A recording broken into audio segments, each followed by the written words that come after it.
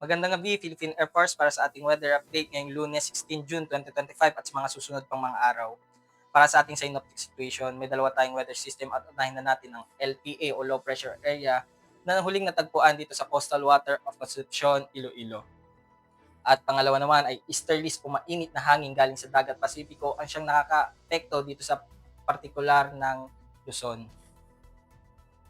At para naman sa general area forecast para bukas, ang Batanes, Kawayan, Philippine Rice at Legazpi ay makakaranas ng maulap na kalangitan na may kalat na pag-ulan, pagkulog at pagkidlat.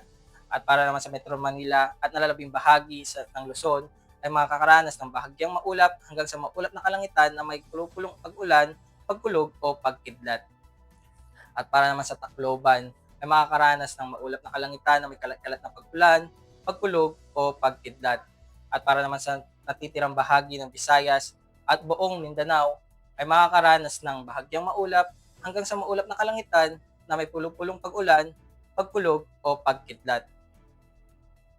Para naman sa tatlong araw na pagtataya dito sa Metro Manila at Cavite ngayong Miyerkules ay makakaranas ng maulap na kalangitan na may kalat na pag-ulan, pagkulot at pagkidlat.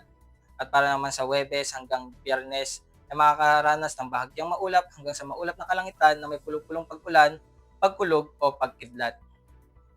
Para naman sa Angeles at Lipa sa Miyerkules hanggang Huwebes ay makakaranas ng maulap na kalangitan na may kalat na pag-ulan, pagkulog o pagkidlat. At pagdating ng Biyernes ay makakaranas ng bahagyang maulap hanggang sa maulap na kalangitan na may pulong pag-ulan, pagkulog o pagkidlat.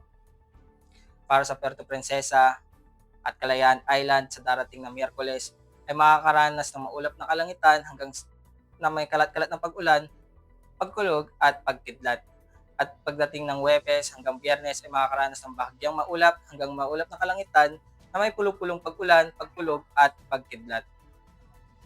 Para sa Lapu-Lapu at Davao, magmula Miyerkules hanggang Biyernes ay makakaranas ng bahagyang maulap hanggang sa maulap na kalangitan na may pulong pag-ulan, pagkulog o pagkidlat. Para naman sa Zamboanga ngayong Miyerkules ay makakaranas ng maulap na kalangitan na may kalat na pag-ulan, pagkulog o pagkidlat. At pagdating ng Huwebes hanggang Biyernes ay makakaranas ng bahagyang maulap hanggang sa maulap na kalangitan na may pulong pag-ulan, pagkulog o pagkidlat. Para naman sa astronomical data, lulubog ang araw ng 1826 at sisikat ito ng 0527. For our moon illumination, we have 74% decreasing.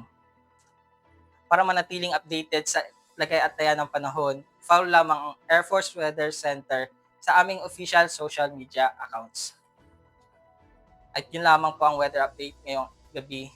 Sa ngalan ng aming commanding officer na si Colonel Alvin John Cugador, PAF GSC, ako po si Airman James Patrick C. Cases, ang weather forecaster ng Weather Forecasting Department Air Force Weather Center. Muli, magandang gabi, Philippine Air Force.